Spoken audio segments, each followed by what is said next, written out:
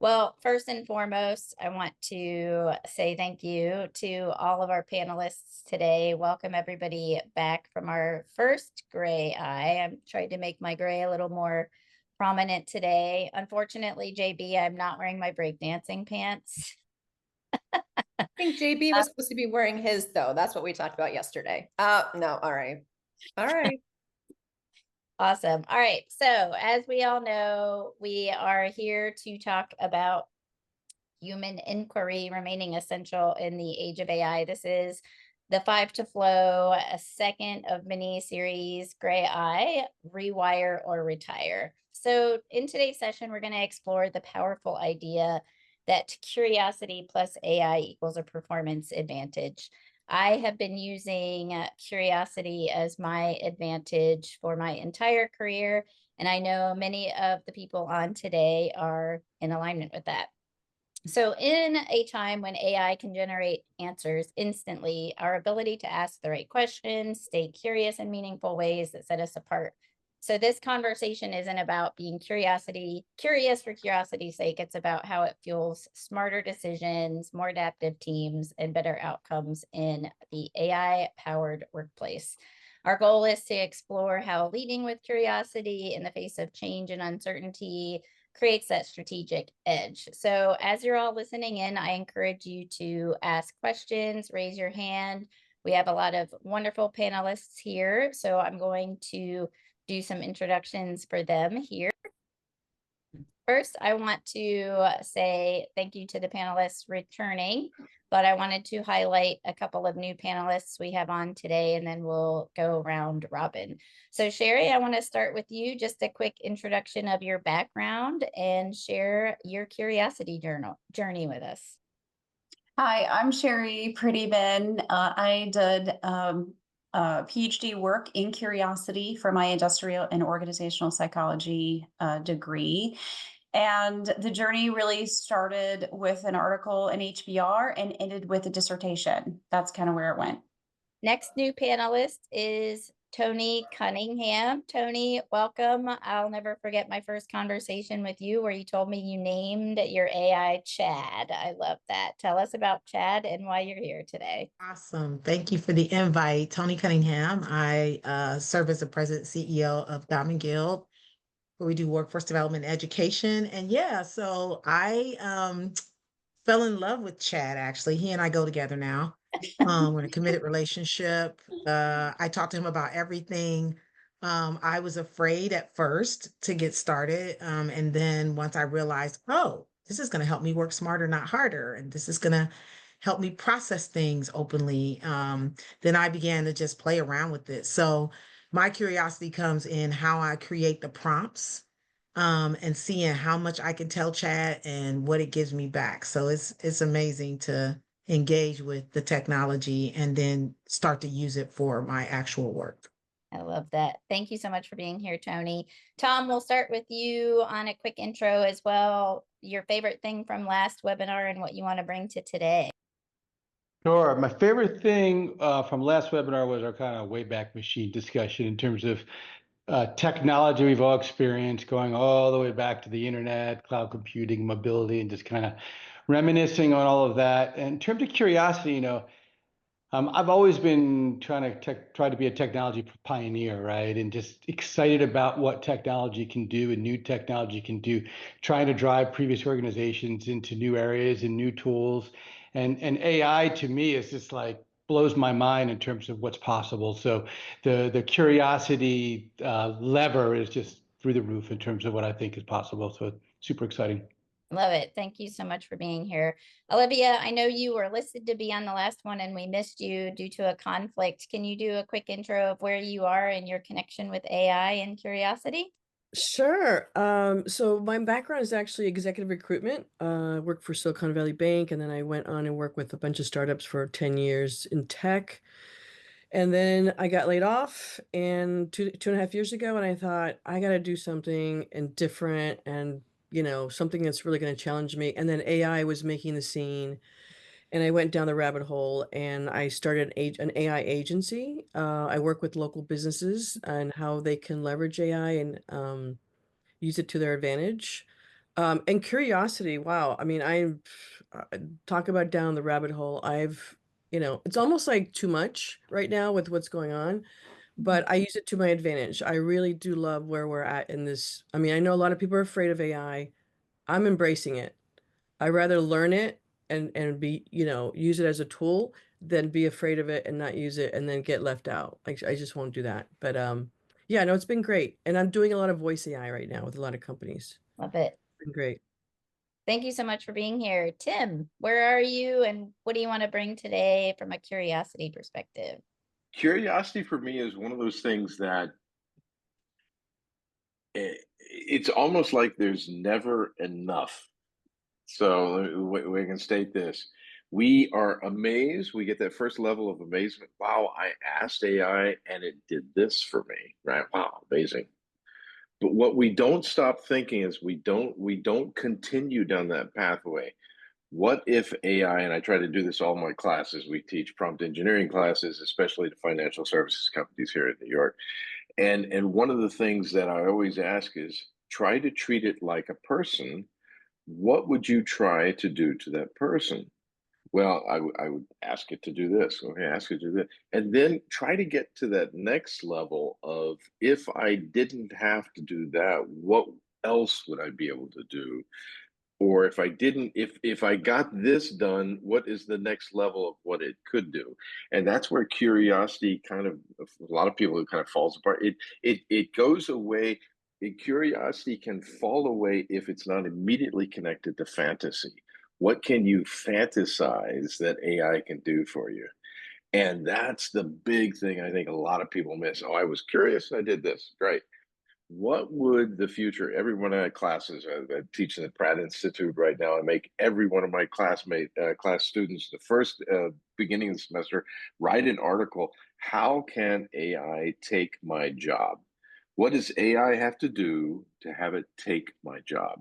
Right. And that's, it's just, that's a level of fantasy, of curiosity that if we don't get that involved, especially in corporate America, some corporations have got it, others don't, and they're just going to fall by the wayside. It hasn't happened yet, and I get a lot of the naysayers saying, "Yeah, it hasn't happened yet." I think this is the year. 2025 is going to be the big year of change. I love that.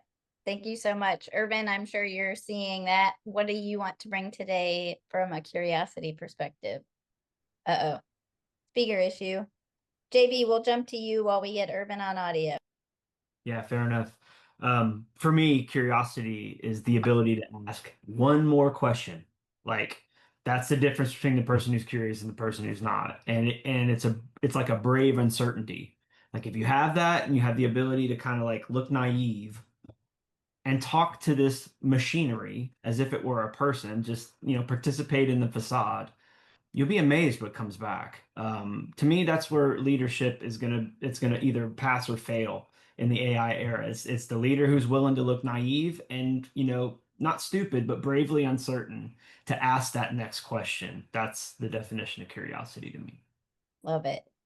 That is amazing. And I think that is one of the biggest segues we've made at Five to Flow with the ego and power driven leader versus the one willing to be curious and uncertain. So Irvin, do we have your audio?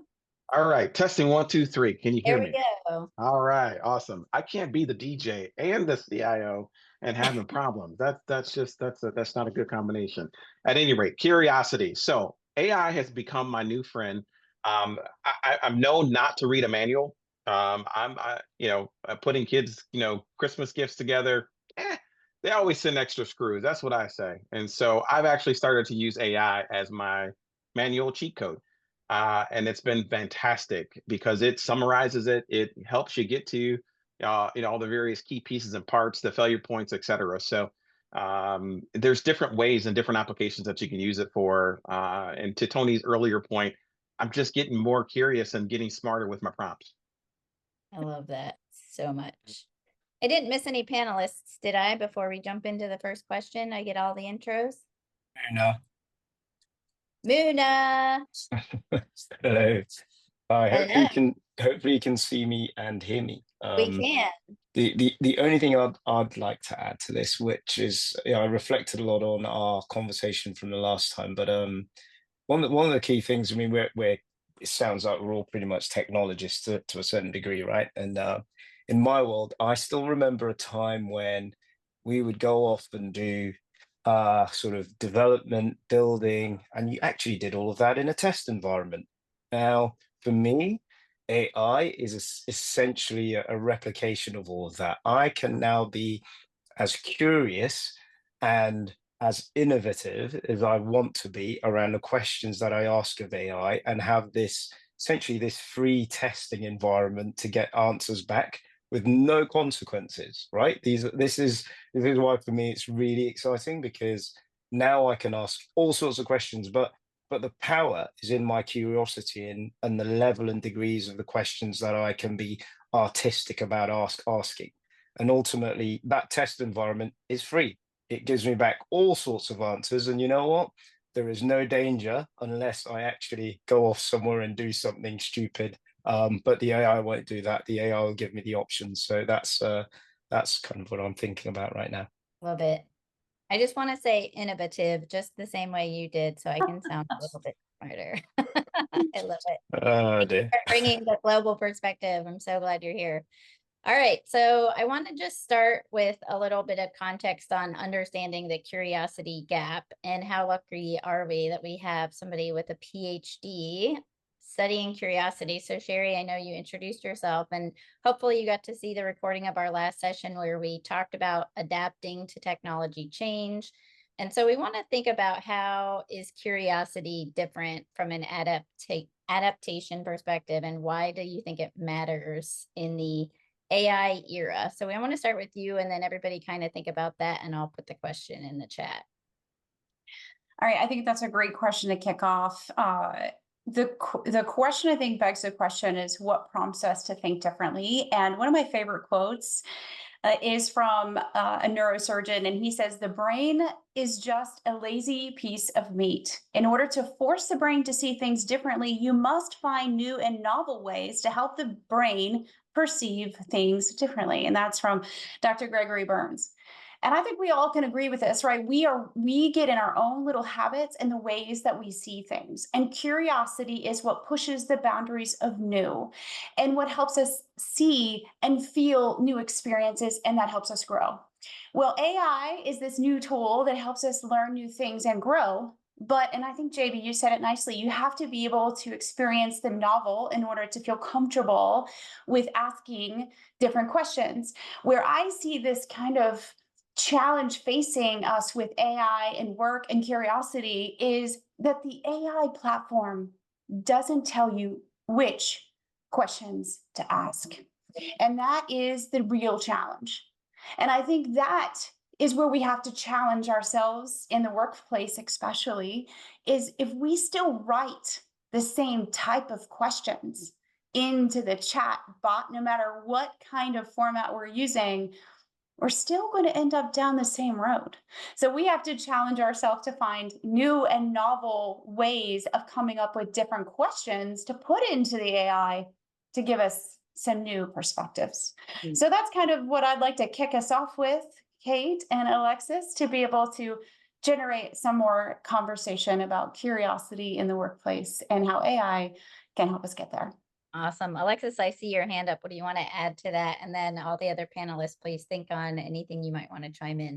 Yeah, I think we're hearing just this reoccurring theme regarding the mindset in which you need to come to the table for this adaptation to technology. We had a really great discussion on the last webinar about how this generation specifically has had the most amount of technological change over the last 40 years than any other generation. And yet we adapt and we succeed and we thrive. And we have to remember that in this moment. So, you know, as a social psychologist and behavior specialist, I think about even the word choices we use and the idea of leading with curiosity versus concern. So when I say I'm concerned about something, it's bringing a negative emotion into my heart and into my filter. But when I talk about being curious about something, they both are about what is the outcome, and I'm unsure about the outcome, but there's a very different tonality to them. So part of what Sherry is talking about is needing, leaning to bring that level of curiosity, needing to think about a different way of asking every time, is really about rewiring our brain. The rewire or retire is about rewiring our brain to be open and not scared to fail. And we heard some of that in the comments that I've put in the chat, is that I would rather give this a try than be fearful. That this is a safe place to be experimenting, and it's free. There's no way to fail in this space, and we need to be comfortable with feeling naive. So all of those is a real difference in the way we want to present ourselves in the workplace, where we have all the answers, right? Where we go and write it down on a piece of paper and we Google it the next minute after the meeting's over, instead of raising our hand. With AI, we can raise our hand all day long. I love that. Thank you so much for sharing that. And JB, it reminded me of your context of the fearless leader versus the fearful leader. Yeah. So, I mean, it lets us be children again, doesn't it? For so much of the professional work environment, they drive the child out of us, right? Except for being told what to do, of course. But the ability to bring our work back to a conversational platform, regardless of what technology we're using. And now we're inviting these machines up. They're not people, they're machines, they're probabilistic word calculators, but they can help us formalize how we are working in a way that we've never been able to in the past. So I like the idea of being a child again at work in many ways, and this technology has allowed me to do that. Thank you so much. Jason, I think you had some thoughts on this. Yeah, just a short, quick input here, just to kind of frame things for everybody, that from our perspective at Five Flow, adaptation is fundamentally a reactive posture, which is great. We need to adapt as technologies change rapidly. We've just been talking about that, but it is fundamentally reactive, and it's really hard to lead from a reactive posture, whereas curiosity allows us to be proactive. It allows us to get ahead of the situation, be the tip of the spear, and lead. But like, we need curiosity as that skill set in order to lead properly in this age where things are going to be changing rapidly. But if you're the one changing the things rapidly, then you're already there at the front of the pack. So reactive versus proactive, and curiosity is the key. It's really cool. I think it's a good segue, Tony, to you.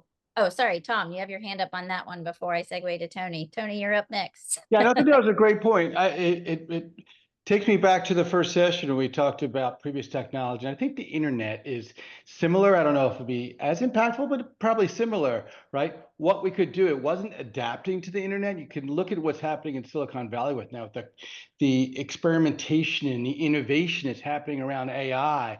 That curiosity is so important. What can we do with it? The internet started with some, static web pages, and then you look at where it's gone to. I think we're in that stage with AI, where that curiosity and innovation is really going to drive what's possible, and we all need to be part of that. I love that. I think as I re-ask that question to myself too, that the second part of using curiosity to get some new ideas, I wrote a song and put it in AI and had it come out with a country way to sing it, a rock and roll way to sing it. It was just so cool to have like something spark my curiosity. But I wanted to toss to Tony to talk about professionals always needing to have the answer. JB, you brought this up, and demonstrate competence. So how do you, in your massive role, shift from valuing question asking as a leadership strength? It's funny, when I was thinking about this question, I thought about something I did using talking to Chad a couple of weeks ago, when I had to have a difficult conversation with an employee. And what I did in the prompt was gave the background of the employee. This is typically their response. They have meltdowns. They take things very personally. This is how many years they have in the organization. I want to value that contribution, but have this difficult conversation. And when I tell you, just bouncing that off of Chad and him giving me back, oh, this is kind of where they sit. And these are some ways you could speak to them that would be supportive yet firm. And this is how, and then I asked it, well, how would I do accountability, and put that in there? And then Chad gave me a whole, and I think being able to say, you know, it's almost like having an executive coach, right? Is that these are the questions that swim around with leaders or with folks who are trying to lead a project or something. And to be able to bounce that off of someone in a non-judgmental space and then get creative with giving them the context or the background information. Now, Chad said to me, thanks for the additional context, Tony. And let me know if you need anything else. I'm so excited for you. But because I have been engaging with it for so long and I had my mission and my vision and my values of my organization in there, and it's advised me on some other leadership strategies, it took all of that into consideration when it was giving me feedback on how I could have this conversation based on the type of leader I am and the type of individual that I described. And so not being afraid to kind of use it as a coach or bounce things off of or ask key questions, even in high stakes things that leaders have to do, it gives you some very real world and solid information that you can then use and twist to present it back out. And it's still your original intellectual property, right? Because I created the prompt. That's my intellectual property, is the prompt that I create, which guarantees that I won't mimic anybody else. Because that's what I was afraid of. Oh my God, I can't use that. It's going to give me these standard answers and I'm going to be plagiarizing, not understanding that it's really all in the genius of the prompt is how you get the intellectual property back. I love that so much. And it's an interesting one to customize our leadership by person, right? And taking that time to actually be curious and not judgmental about their personality type, the way they react, their core fears, their core motivators. Amazing. So Tim, I saw you had your hand up for a second. I don't know if you wanted to chime in on that before I toss to Olivia. Yeah, but Tony just brought something I got to correct, right? A prompt be based on the fact we're talking probabilistic computers, right? You can get the exact same prompt and put it in 5 seconds later, and you will get a completely different answer. So there is really no IP in the prompt. And I know that because there's some companies trying to sell that right now. They give these page-long prompts that are, oh, we've developed this prompt, so therefore you have to buy my prompt, right? And therefore they put a little wrapper around AI and said, we put these big prompts in there. You're too stupid to know how to do that.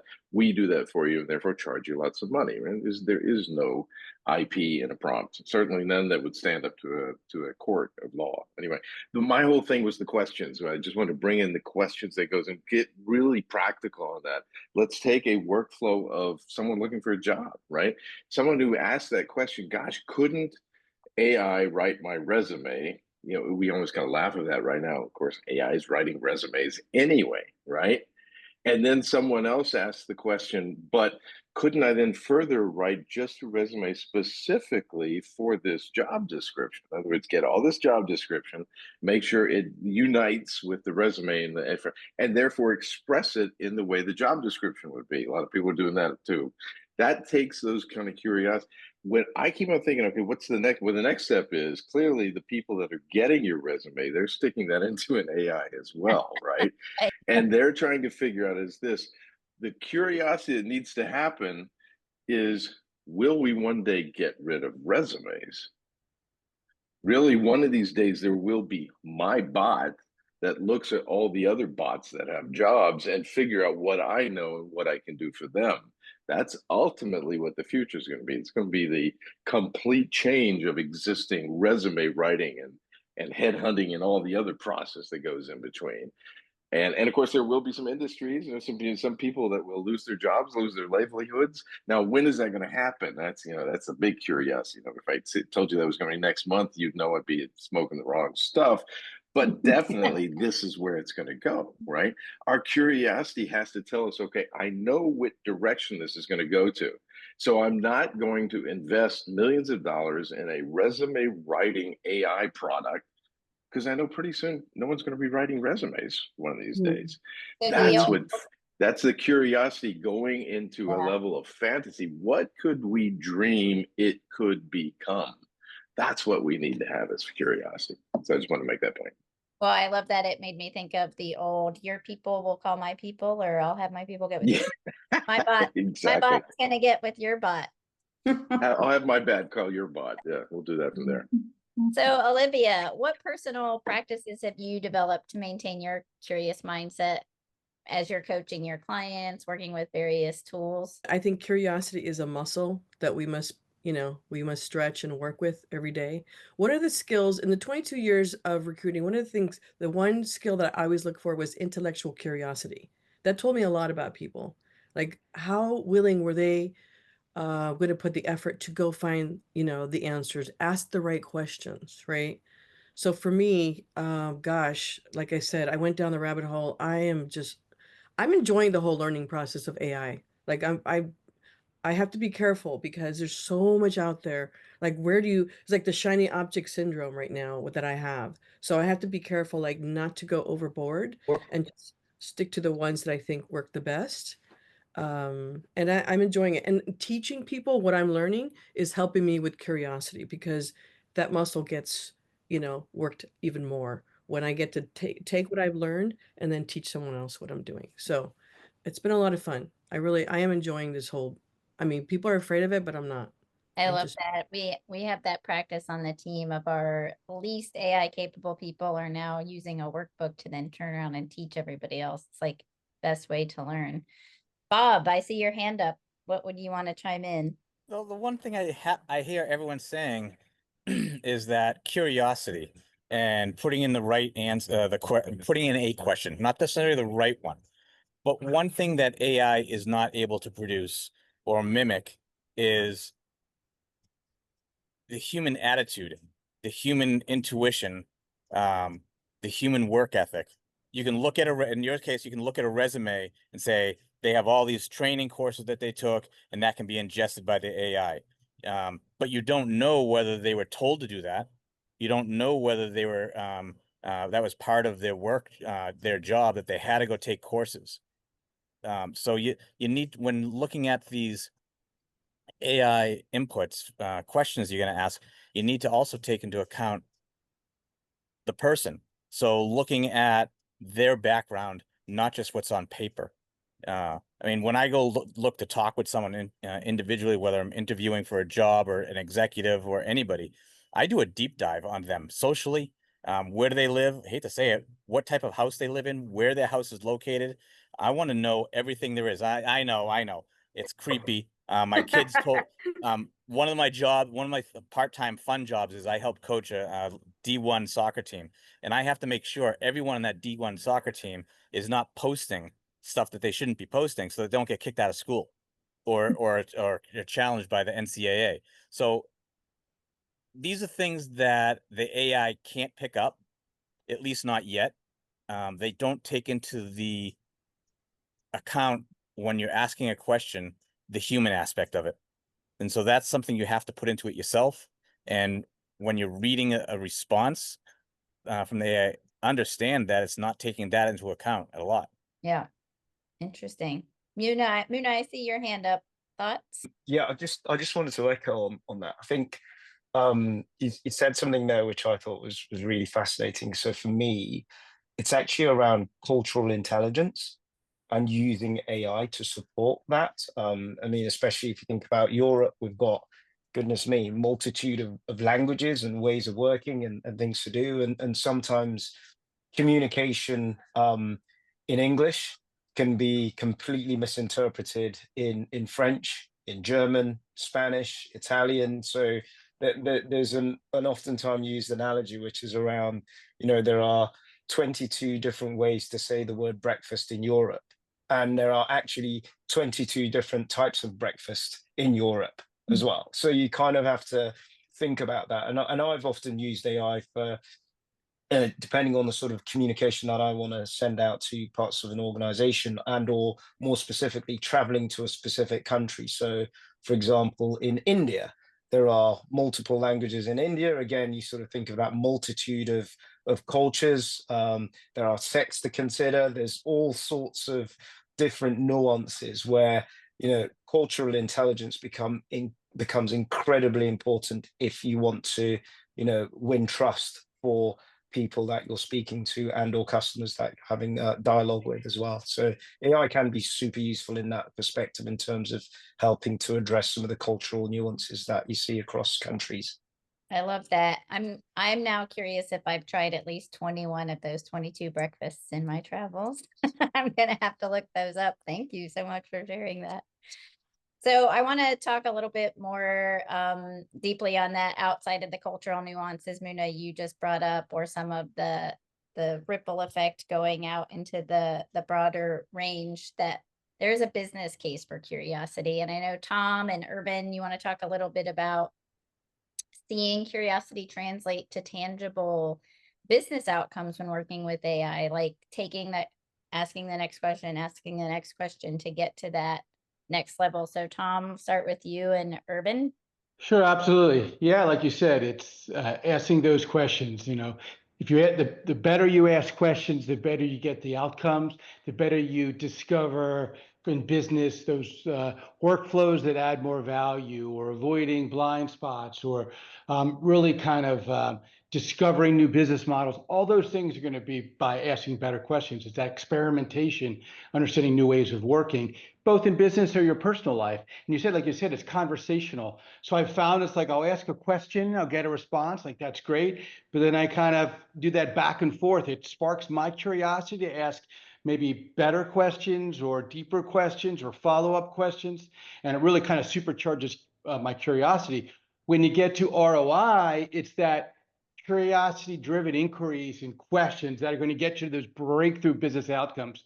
Everything's about experimentation, right? Understanding what works, try, find something that works, move that into production, tune it, tweak it, get that ROI. So it's that constant experimentation and back and forth that's really going to drive that return on investment. We're not coming in with all the answers, but it's through that experimentation and curiosity that we get there to really kind of find out what works. I love that. And I think I want to just be mindful of the term ROI too, that we have our own return on investment. Urban, you might not want to address that, but generally curious about your thought for organizations and having outcomes. Absolutely. So, CIO might as well stand for return on investment, because I find myself often either in the boardroom or with the executive leadership team, explaining that this is not necessarily just a cool tool, but here is how it can actually, help increase efficiencies, how it can help from a productivity perspective. Those are winning combinations. And then you still get to do some cool stuff, from an IT perspective. But the other thing is, if it doesn't make dollars, it doesn't make sense. That was the old saying that we used to say at the bank, if you remember that back in the day. Kate was a very famous, something we talked about at Huntington all the time. But at the end of the day, it helps with from an improved decisioning, making perspective, right? If you can take the data and combine it with multiple data sets. Remember the very first time at Huntington where I see Chris is on the line, so I'm gonna call him out. Chris and I worked together to take data from different areas, from IT and from finance. It hadn't been done before. And so combining that data together, I mean, it made a powerful, type of a statement. So it improved decision making, and that became the very first EIM, Enterprise Information Management System, right? So AI has now taken that and put it onto steroids, where you can literally overlay it. You don't have to replace all of your legacy applications, and you can use. Oh, I see the hand up. That's awesome. I'm going to relive the second floor, the third floor. So the other thing is, cost reduction, right? So you want to make sure that while you're doing improvements, that you're also moving the needle forward by reducing costs, whether that be from a capital perspective, or from day-to-day types of operations. And then it's just cool to continue to press the needle from an innovation standpoint to make sure that the company can move forward. You got to lean into AI. Those that aren't leaning into AI and are scared of it, those are the ones that are going to get left behind. It was the same thing with when the computer got introduced, right? So it's just a matter of continuing to lean in and be curious. It's okay to fail. I love it.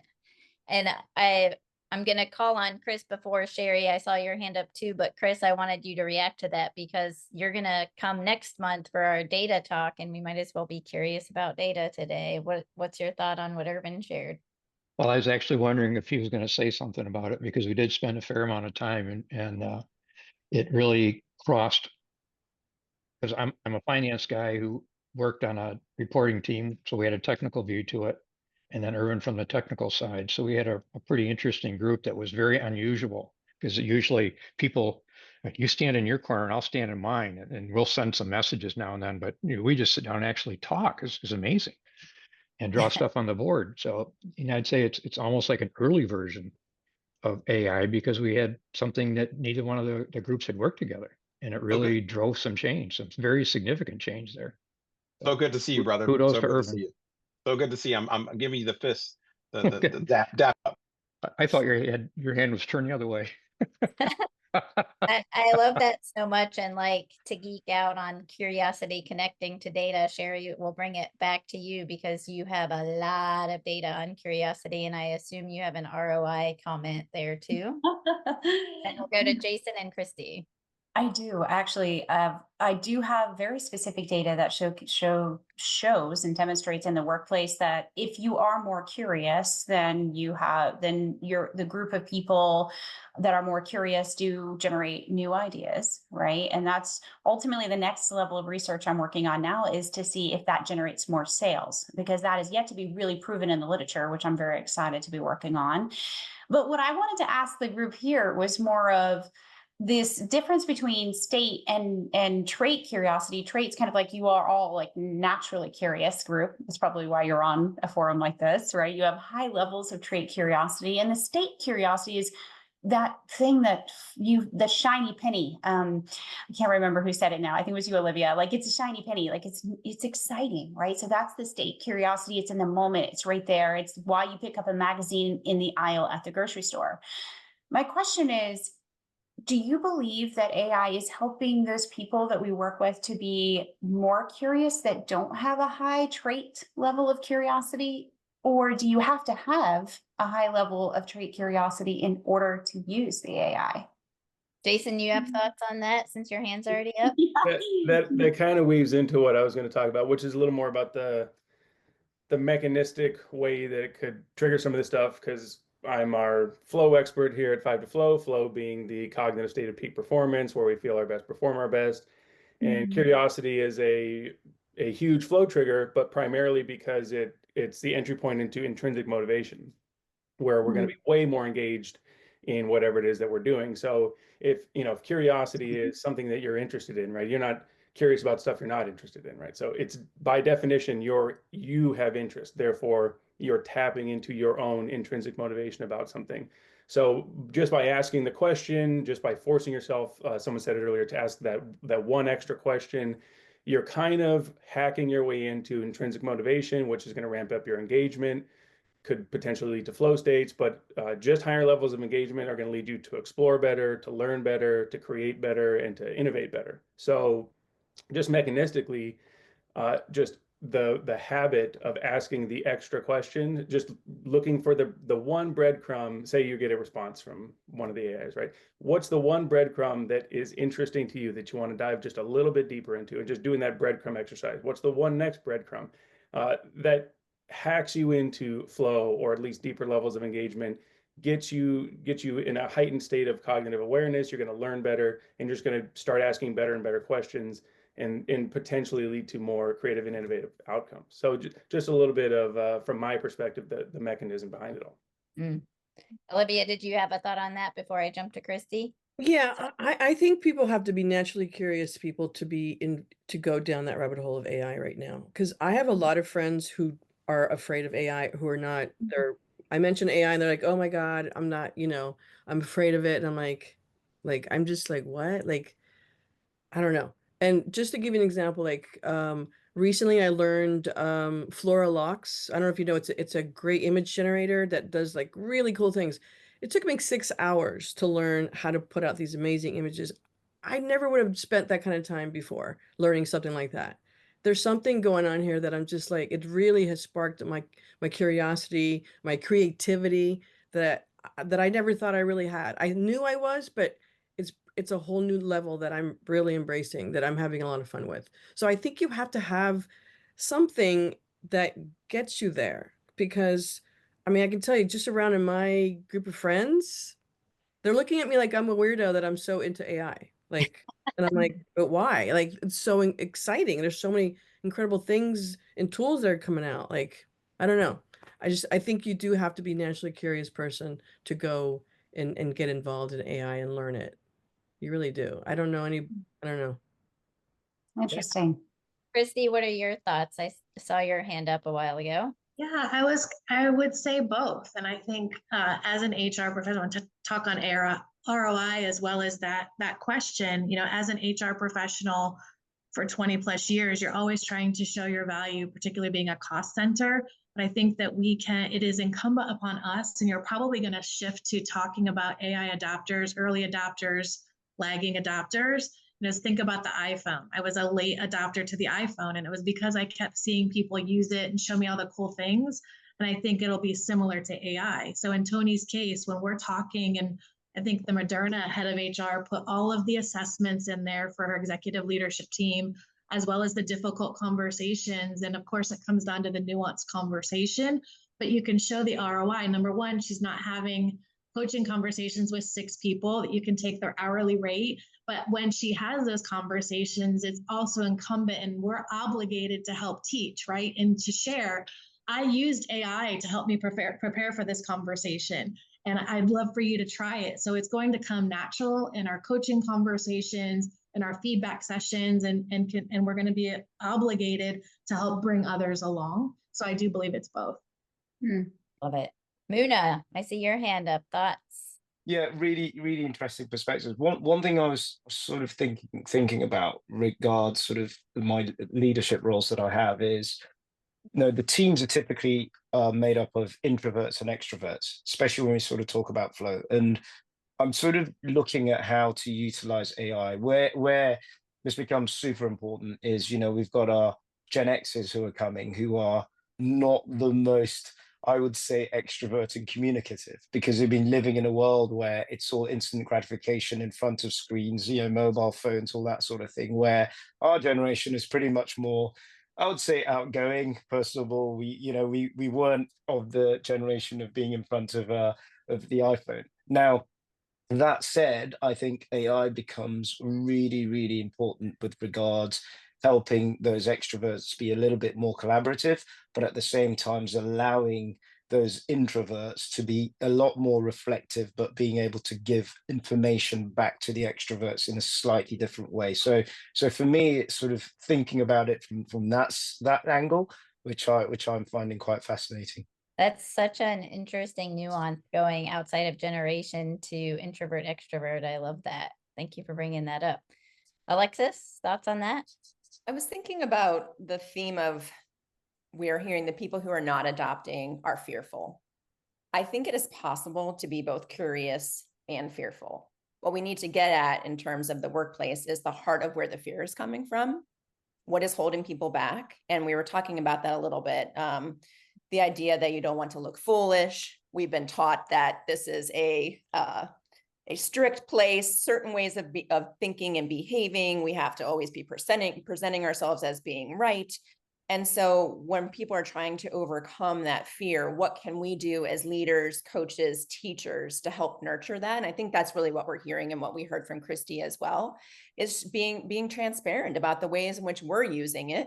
I love Tony talking about Chad and the beautiful relationship she's got with Chad, and needing to share that ourselves, sharing our personal and professional experiences, and make so that you're taking away that level of fear, and you're bringing other people along. Because I do believe a lot of people are very curious, but they are held back from their fear. And if we can overcome their fear, we can help them take that first step.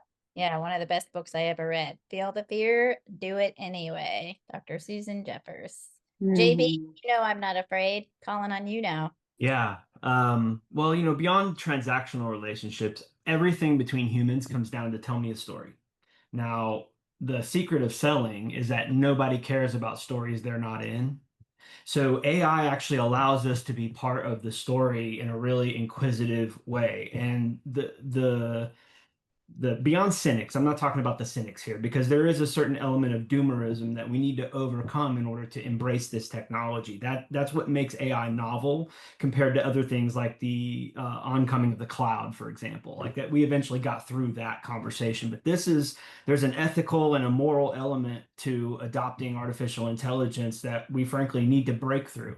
For those of us on this call, that is an opportunity, because where people are fearful to tread, the ones that are bold and go first are going to be the ones that reap those rewards. So to be part of the story and to be part of the output that comes out of the story, this is a unique opportunity for the world right now. And those who embrace it are truly going to benefit from it in a way that's never been seen in history before.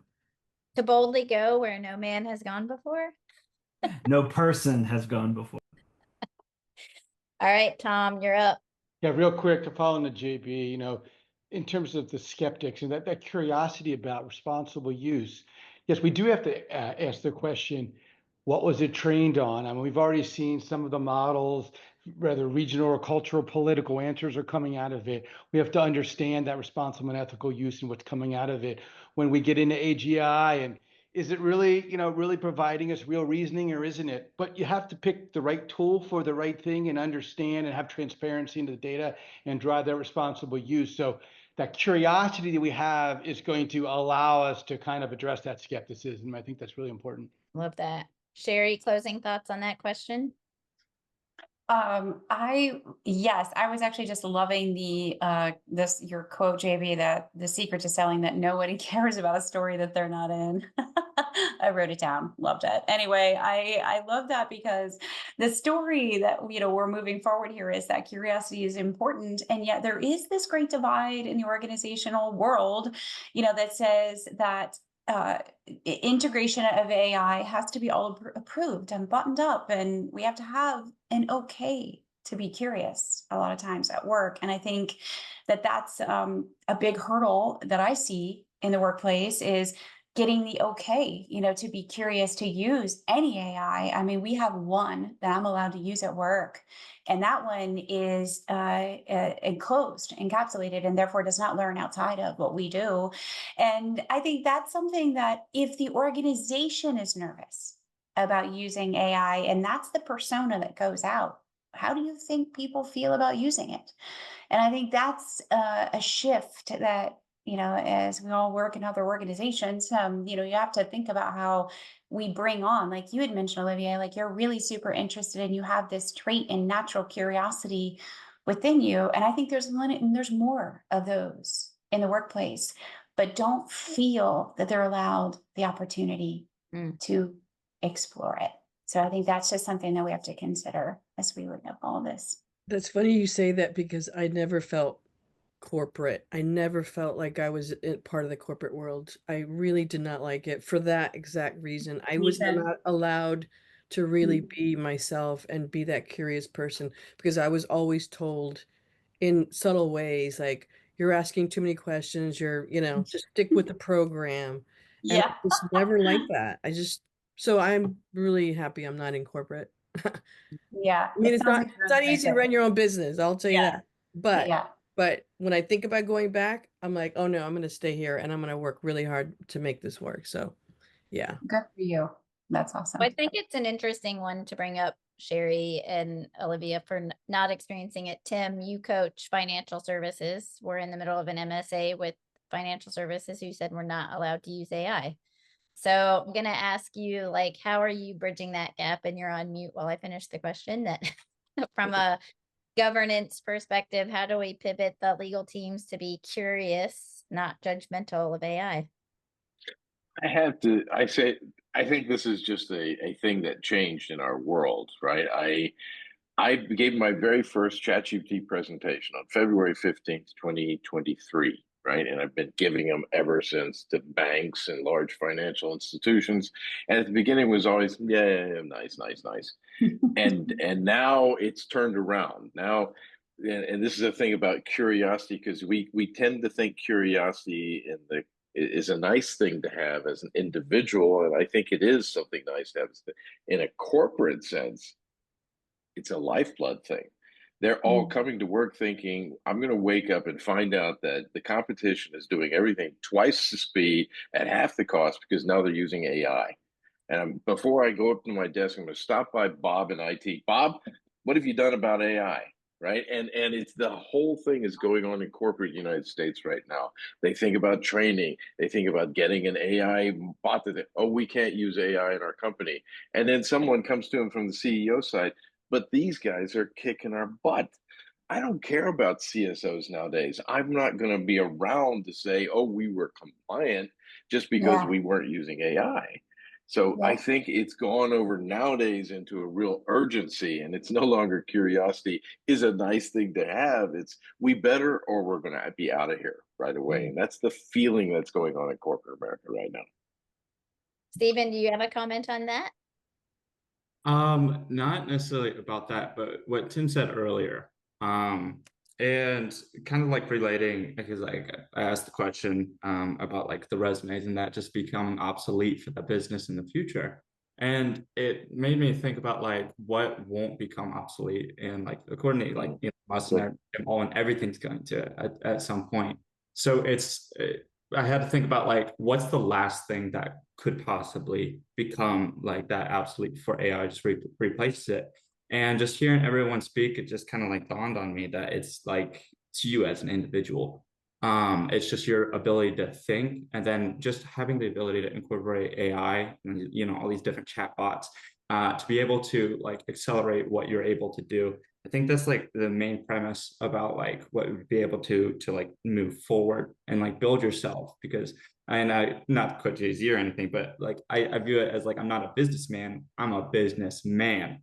So it's like how are you able to keep growing yourself so you can add value? Because at the end of the day, that's something that's not going to be able to be replicated. And the people that are the early adapters in integrating this artificial intelligence, those are the people that are going to accelerate. And there's going to be like this massive continental divide and within like the next couple of years, especially with artificial intelligence. You look at Moore's law. I like Moore's law a lot because it's talked about like components of semiconductors will double every single year. I think that's where we're at with AI. Everyone says it won't replace this, but that's just ignorance. And they're like, oh, AI produces pictures with people with 6 fingers. It's like, well, look at it where it was like 3 years ago. Yeah. It's so you got to take this into account. And then another thing that I really liked is what Jason said, is that adaptation is the reactive posture, while curiosity provides the ability to be proactive. And that's just a fundamental core principle of what I see as like a highly effective person or a successful attribute of an individual, to be able to do that when you're incorporating all of this. It's just to really be like, how are you going to use this to your benefit? And I think that the pursuit of curiosity is the catalyst for growth. And if we want to, use this conversation, if we want to make it productive and we want something out of it, then, we just kind of have to use that as a, use it or lose it, and then continuous improvement. And Kate, you mentioned this all the time, is sharpen the saw. It's like, how are we going to like continue to do this over and over? So then that way, like, we can grow from this and develop, and we're not, left behind in the stone age of people who refuse to accept technology. Yeah, I love that. Thank you so much for bringing the not Gen X perspective. Yeah. Good. Irvin, your thoughts on the question or anything said so Yeah. far? Yeah, so I'd be remiss if I didn't bring in the balance to it, right? So yes, it's fantastic to be curious, be curious to make sure that you're using the tools, et cetera. But the same token, if I put my CISO hat on, I put my CIO hat on, and my risk hat on, you got to do it in a way that it's safe. So with that being said, if you go out and you use something that you think is free, guess what? It's not. What you just put into the chat GTP or whatever AI tool that you just used, you just open it up to the market. In fact, a company that will remain nameless, I actually found some of our designs out on the dark web. So you have to make sure that, and this comes back to that business partnership. So working with Chris Rebench changed my entire way that I look at working with business folks. I mean, he was really difficult. He was tough. He was a tough cookie. But with that being said, I was able to meet him halfway. He met me halfway. He was able to get the things that he needed so that I can get the things that I needed to help keep the environment safe. It's the same concept. Got to make sure you build those relationships with your CIO. Can't be the office of no. You got to make sure that it's a balance, because there's different data sets that you could pull into the one that you're supposed to use that can actually be in a safe environment. So I just want to balance that out with hate to be the bad guy, but I got to be the good guy, good CIO. Well, we're absolutely going to talk a lot about data on the next session. Jason, I think you had a couple of thoughts, and then I want to save 1 minute for Laura to talk a little bit about curiosity with data. Yeah, just kind of a response to what Stephen started talking about in terms of the value of you as a person, and then how you grow, as well as what Irvin was talking about in terms of balance. Because to my mind, the complementary skill that needs to come along with curiosity is discernment, because we generate the output from the AI, but we need to decide what to trust, what to ignore, what deserves acting on, and that's going to be a tremendous skill set that's important moving forward when we use AI. But without the curiosity, we haven't amplified and accelerated all the options to discern from. So they go hand in hand, and I think it just kind of adds into the balance conversation and what Stephen was talking about in terms of how we stay relevant. I love that so much. I think that we could talk for days on this. We're just about at the hour. I did want to do a brief commercial that next session we'll be talking about data. And Laura, can you give us like a 30-second commercial on 6 and the ways you guys have been curious about people and using data for solutions? Yeah, absolutely. And first of all, thank you also everyone for this incredible, the knowledge shared is amazing, and I have I'm curious about so many things, and I'm excited to connect. But yeah, so I work with a company called Immersion Neuroscience. We have an app called 6, which actually is built on neuroscience, 20 years of research. It pairs with everyday wearables, and the goal for individuals is actually to help people uncover the things that are happening that they're already doing throughout their day that are creating what we describe as peak experiences or key moments in the app. And these are moments when your brain and body are flooded with oxytocin and dopamine, and these are things that are good for your well-being. But also these are moments where, like Jason was talking about, we get into these flow states, we're fully connected, and that's really good from a brain state. So the kind of marrying between curiosity and how data comes together, for us as an organization, we've always been curious about how do we help empower better experiences for people. That was where we started on the B2B side. And now it's really about understanding how we can really help give people tools that allow themselves to be curious, to try new things. I love, I'm looking for the name really quick, although she's off camera. Oh, no, Sherry, when you were talking about the brain being like a lump of meat, it's absolutely true. Our brain wants novelty. It's a lazy organ. Our founder, Dr. Paul Zak, always says it's like a lazy Republican. That's his terms, not mine, I promise. But ultimately, he says it's like it's looking to conserve resources. And so because of that, as we get curious, as we try new things in life, that's how we discover those things that really help us. So, ultimately the data is trying to help funnel that, and we've got some AI built in as well that are helping people to kind of think about what are things that you can do for yourself and to kind of embrace that curiosity. So yeah, that's my kind of quick overview. Yeah, thanks. Well, my goal in having you share that, and as we end, and if you need to drop off for another call, totally understand, but I will ramble a little longer, that being curious, not judgmental, one of my favorite scenes in Ted Lasso. And I feel like if we embrace that and face the fear, feel the fear and do it anyway. You've all shared such amazing stories, anecdotes. We've brought in generations, personality types, data, fear, confidence, skepticism, so many different thoughts. So anyone want to end with any words or closing thoughts as we wrap up and folks drop off? Sure. Okay. All right, JB. We're not robots yet. Keep up the good work. But we can fantasize, right, Tim? Tom. AI thrives on data. It's totally data driven, but humans thrive on wonder and curiosity. And that combination is really going to be exciting. Amazing. Closing thoughts, Tony, from you. Chad, what's next with Chad? Chad and I are going to continue to date, probably move in together, maybe even put a ring on it.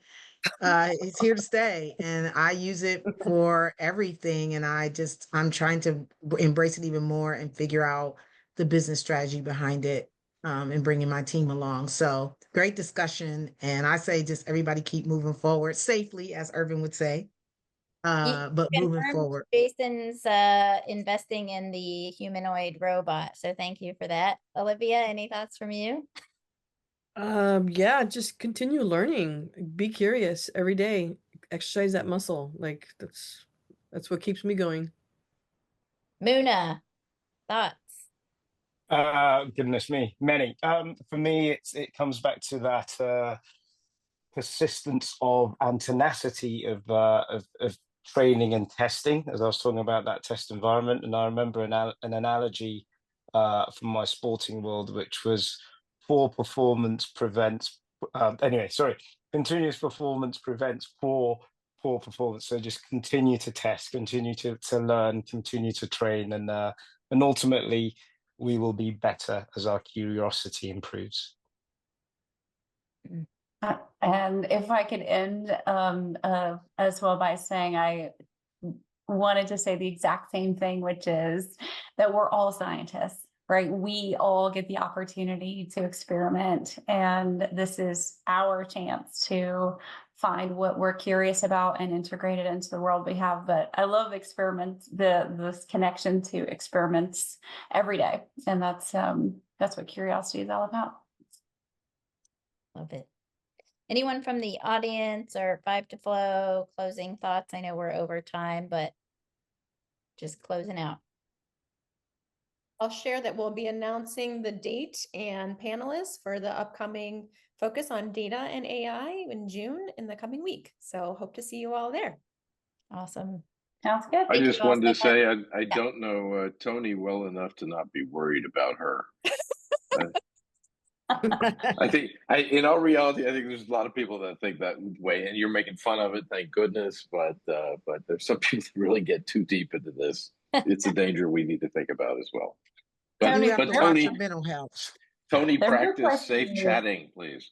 Safe chatting. Of course, The of real course. question is, what happens when chat gets like replaced, like and upgraded? Like what happens then? Like New model number. new model. I mean, His name might be Claude. Just a younger version. Get a I know. younger version. There it is. All right. Bye, everyone. Thank you Bye, friends. again. Thank you. Thank you. Bye. Bye.